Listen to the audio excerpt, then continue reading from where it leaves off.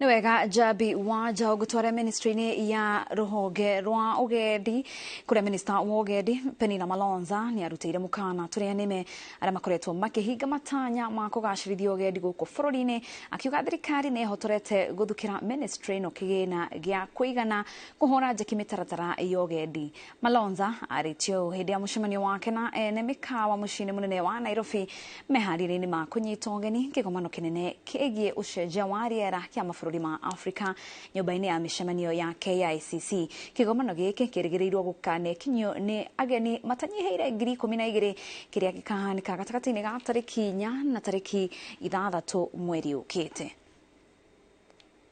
Tourism Ministry, and I think this is for all of us as we begin voicing out. I think we're in a position where now this issue has begun being heard from different players, not only the ministry, and I want to thank you for this great support that you're giving us, both the industry and the members of parliament. I think we're really voicing out on this issue.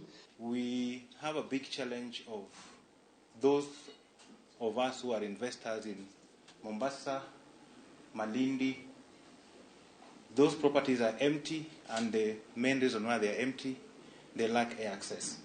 A special category that is used for tourism and not subjected to these laws that keep on coming up that are basically trying to tame the rogue matatu sector. So that is where we need support. How do we have a TSV that is given the recognition and support that it deserves?